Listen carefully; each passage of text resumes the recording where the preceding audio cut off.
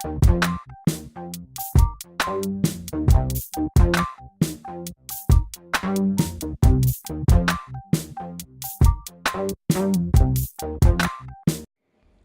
Friends, welcome to Gomathi's kitchen. நம்ம இன்றைக்கி mutton Cola உருண்டை எப்படி செய்யலான்னு பார்க்கலாம். அதுக்கு நான் இன்றைக்கி போன்லெஸ் மட்டனாக வாங்கி மிக்சியில் பல்ஸ் போட்டு எடுத்து வச்சுருக்கேன். நீங்கள் மட்டன் கீமாவாக கூட வாங்கிக்கலாம். 1/2 கிலோ மட்டனுக்கு 2 பெரிய ஆனியன், அப்புறம் 400 கிராம் பொட்டுக்கடலை தான் இந்த பாலுக்கு மெயினு பாண்டிங் கொடுக்கும்.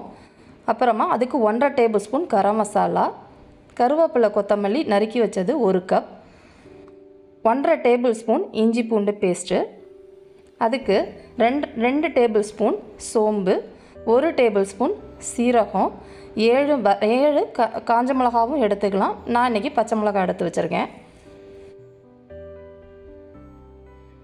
உப்பு தேவையான அளவு, எண்ணெய் பொரிக்க தேவையான அளவு, 2 டேபிள் ஸ்பூன் மஞ்சத்தூள் எடுத்துக்கலாம்.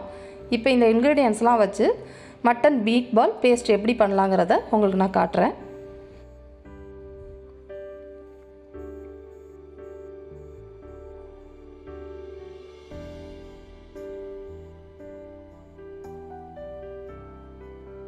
நான் இன்றைக்கி ஃபுட் ப்ராசஸரில் பண்ண போகிறேன். ஏன்னா 1/2 கிலோ மட்டன் எடுத்தனால ஒரே இதாக போட்டு நம்ம எடுத்துடலாம். நீங்கள் மிக்ஸி வச்சுருந்தீங்கன்னா மிக்சியில் கூட பண்ணலாம். இதில் நம்ம பொட்டுக்கடலை, சோம்பு, சீரகம், பச்சை மிளகா, ஃபஸ்ட்டு இந்த இன்க்ரீடியன்ஸ்லாம் போட்டு ஃபஸ்ட்டு பவுடர் ஆக்கிக்கலாம்.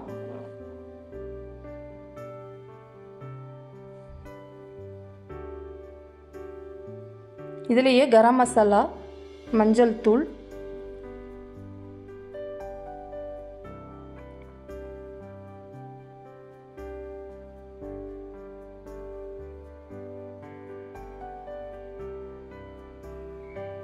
இது எல்லாத்தையும் போட்டுட்டு கொஞ்சம் நல்லா ஃபைன் பவுடர் ஆக்கிக்கலாம். ஃபஸ்ட்டு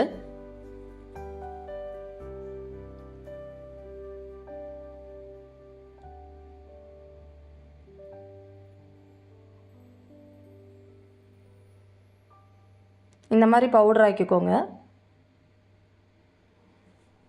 இந்த மாதிரி ஆயிடுச்சுன்னா மசாலா ஈவனாக நமக்கு மிக்ஸ் பண்ணுறதுக்கு ஈஸியாக இருக்கும். அதனால் ஃபஸ்ட்டு இந்த இன்க்ரீடியன்ஸ் போட்டு பவுடர் ஆக்குனதுக்கு அப்புறமா மீட்டை போடலாம். இதுலேயே ஆனியன், இஞ்சி பூண்டு பேஸ்ட்டு,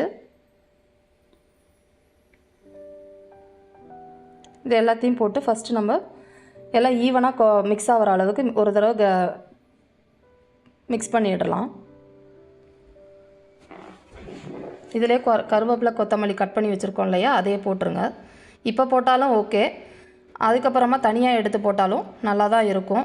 பசங்க சாப்பிட்றப்ப அது சக்கையாக நிற்காது. அதனால் நான் அதையும் போட்டு கிரைண்ட் பண்ணிடுறேன். அந்த ஃப்ளேவர் நல்லாயிருக்கும் மிக்ஸ் பண்ணுறப்ப. கிரைண்ட் பண்ணிட்டோம்னா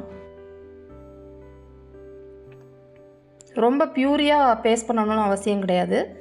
கொஞ்சம் குறைன்னு அரைச்சிட்டு அதுக்கப்புறமா நம்ம மீட்டை ஆட் பண்ணலாம். இந்த அளவுக்கு இருந்தால் போதும். மீட்டையும் ஒரேடியாக கொட்டிடாதீங்க, கொஞ்சம் கொஞ்சமாக போட்டு பண்ணுங்கள். சப்போஸ் நீங்கள் மட்டன் கீமா வாங்கியிருந்தீங்க அப்படின்னா ஒரேடியாக கூட போடலாம். நான் போன்லெஸ் மட்டன் வாங்கினால கொஞ்சம் சங்கியாக இருக்குது. ஸோ அதனால் கொஞ்சம் ஃபஸ்ட்டு கொஞ்சம் கொஞ்சமாக போட்டு கிரைண்ட் பண்ணிக்கிறேன்.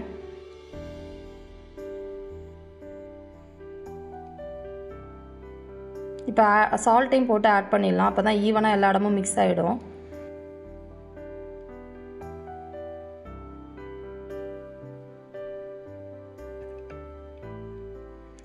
இந்த கன்சிஸ்டன்சிக்கு நம்ம அந்த பேஸ்ட்டை ரெடி பண்ணிக்கலாம். இதை வந்து கொஞ்சம் கையை நனைச்சிட்டு பால் பண்ணிங்க அப்படின்னா பால் வந்து ஈவனாக வரும். இப்போ அதை ஃப்ரை பண்ணி எடுத்துடலாம். பேனில் ஆயில் ஊற்றி ஹீட் பண்ணி வச்சுருக்கேன். இந்த சைஸ் பால் எடுத்துக்கோங்க, போட்டு ஒன்றா போட்டுடலாம். மெயினாக வந்து மட்டன் மீட் பால் வேகிறது மீடியம் ஃப்ளேம்லேயே தான் வேகணும். ஏன்னா நம்ம ரா மீட் தான் எடுத்துருக்கோம், உள்ளே எல்லாம் நல்லா வேகணும். அதனால் மீடியம் ஃப்ளேம்லேயே வச்சு பொரிச்சு எடுத்துக்கலாம். மினிமம் 9 to 10 மினிட்ஸ் ஆகும் ஒரு பேட்ச் ரெடி ஆகிறதுக்கு.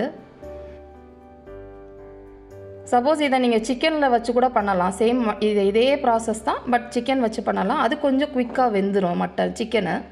மட்டன் வேகிறதுக்கு கொஞ்சம் லேட் ஆகும். இப்போ ரெஸ்டாரண்ட்லாம் பார்த்திங்கன்னா அதை வந்து எக்கில் டிப் பண்ணிவிட்டு போடுவாங்க. ஏன்னா அது வந்து ஒரே மாதிரி ஈவனாக சுருங்காமல் இருக்கும் அப்படிங்கிற மாதிரி சொல்லுவாங்க. பட் இப்படி பண்ணாலும் நல்லா தான் இருக்கும். பொட்டுக்கடலை நிறையா போட்டுற வேணாம், அப்போ அந்த மீட்டோட டேஸ்ட்டே உங்களுக்கு தெரியாது. இதே அளவுகளோடு செஞ்சு பார்த்தீங்கன்னா மீட் பால் நல்ல டேஸ்ட்டாக இருக்கும்.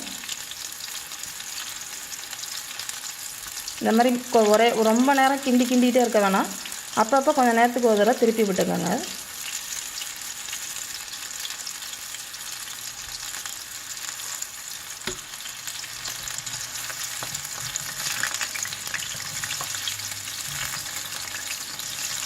சப்போஸ் மிளகாத்தூளோ இல்லை வரமிளகாவோ போட்டிங்கன்னா இன்னும் கொஞ்சம் கலர் டார்க்காக ஆகிடும்.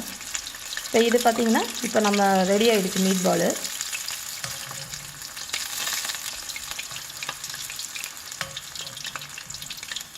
இதே பேஸ்ட்டை வச்சு நம்ம குழம்பும் செய்யலாம். அதை நான் இன்னொரு வீடியோவில் உங்களுக்கு சொல்கிறேன். இது வந்து அப்படைசராக நல்லாயிருக்கும். மீட் பால் இப்போ கோலா உருண்டை இந்த மாதிரி ரெடி ஆகிடுச்சு. நீங்களும் இதை செஞ்சு பார்த்துட்டு உங்கள் கமெண்ட்டை போஸ்ட் பண்ணுங்கள். இந்த வீடியோ பிடிச்சிருந்துச்சுன்னா லைக் பண்ணுங்கள், ஷேர் பண்ணுங்கள், மறக்காமல் எங்கள் சேனலை சப்ஸ்கிரைப் பண்ணுங்கள். தேங்க்ஸ் ஃபார் வாட்சிங்.